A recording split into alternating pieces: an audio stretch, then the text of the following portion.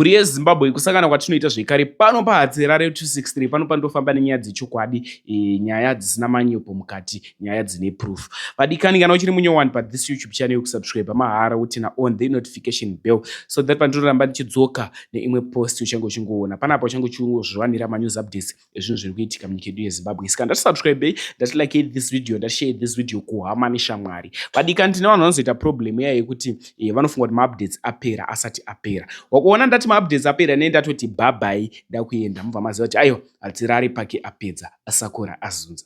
Vadikani ma-updates atiri kunyoresiva ma-accident ndo ma-cases atiri kunyoresiva. Tine accident yatoitika nhasi bhazi rinonzi Cake Bus iraita accident. Hatisi kutaura edu vamwe vanhu vanozoti hey ndine ndatoine stress pamwe pane munhu wangu akuvara aita se aiwa ibhazi aro rangoputika tai raputika tai rapinda musango ende hapana aaffectwa pachiitiko ichi. Saka ndisina kuzonyanyoita deep nayo nyaya iyi. Vanhu vatobatsirwa wakabuda wakatokwira kanoti amwe mabhazi vaendawo kwanga vachienda. Ikesi yange yatoitika. Saka ndichikukurudzira kuti vanhu ndavanamate pese pavanenge vari. First update inyaya yeaccident yakaitika hayo nezuro muna Bulawayo Road takuisvika paN Richards ndipo yakaitikira accident iyi. Kombi iyi yakasvika ichipinda muchipit. Kana chiti pit ndikureva gomba ranga rakacherwa rakavakirwa nesimende mumasaidi. Saka muzasi manga mune mvura yange yakati wandei. Mota yakasvika ichinopinda iNissan diki Nissan diki yakasvika ichinopinda mugomba iroro. Yapinda mugomba iroro yakadonha nekumusoro uku kumusoro kwemota. Munongozivawo kumusoro kwemota ndiko yakadonha nako. But zvatareceiva ndezvekuti driver akakuvara zvakaipisisa. Tinoda maprayers kuna driver tichiti get well soon anopora nenyasha dzaMwari. Ndatambe ndichimunamatira nepese patinogona napo. Inisa Hatsirare ndakurova last update ividhiyo remunhu anozviti iye munhu waMwari apo paaudza maZimbabweans kunzi hanzi musandishore musandiblame handitoda mota kuna sewiki neuchivhayo but ndine mashoko ari kuenda kuna sewiki neuchivhayo. Inini saHatsirare ndiri pakufamba nenyaya dzine proof, nyaya dzisiri dzenhema. Ndoda kuti mutaure zvamunofunga mucomment section madikani. Kuti German ava vabuda mastreets esocial media munhu waMwari here ende ataura zvaMwari here mukati zvine umwari mukati here zvaaita izvizvi kana kuti kutaura kwekutsvaga mafollowers nekutsvaga mota. Asi iye mutauro waita ati aiwa azoda mota kune munhu azoda mota kuna anyone atobuda neziHilux rake rakanaka ziToyota Hilux etoti maya mota yangu ndinayo ndatouya nemota yangu but imeseji iri kuenda kuna vachivhayo. Kuti muone video mapedza kuona video mutaura zvamunofunga mucomment section. Inisa Hatsirare ndiri kukurudzira vanhu kuti vanofollowa Facebook page rakanzi Hatsirare 263 ririko kuFacebook ende unowana inini ndiripo paprofile. Tichazivisana ikoko futi manews updates. Vadikani muri nyanyest. Much love. Murume uyu anonzi Weekney anondishamisa.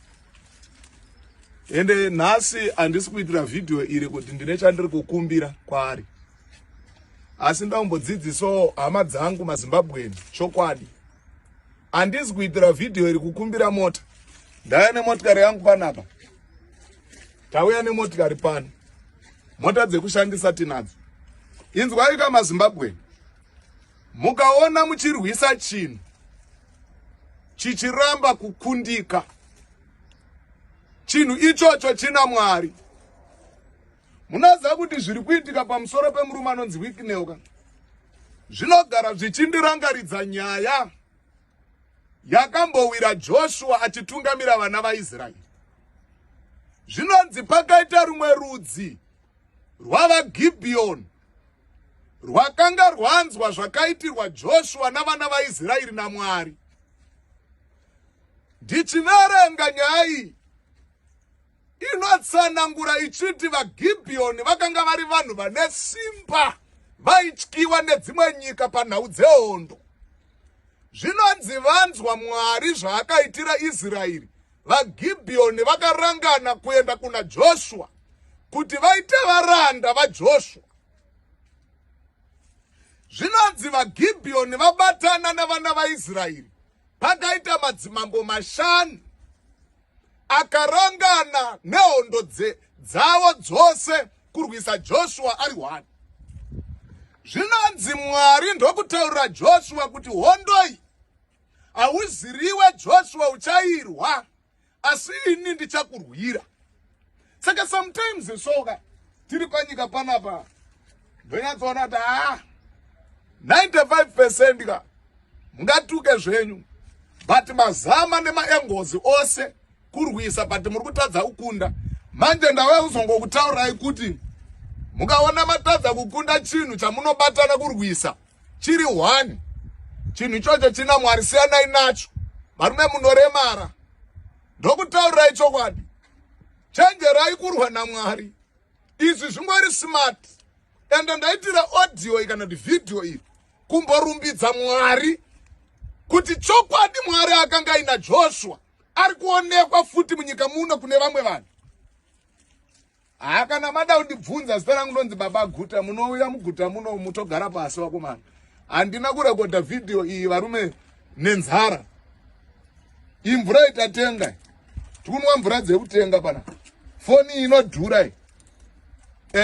Makamera atikushandisa yatete matenga. Motikari dzinodzi ndinodira fuel every day. Haisi nzara. Ndangoti ndikokutaurirai kuti ukaona uchiti uchirwisa chinhu muchitadza kuchikunda chinhu icho china Mwari mukati, inoda kungotaura chingoti nyika ino ngaingozamawo kuona chakanaka yotendeuka yotenda Mwari.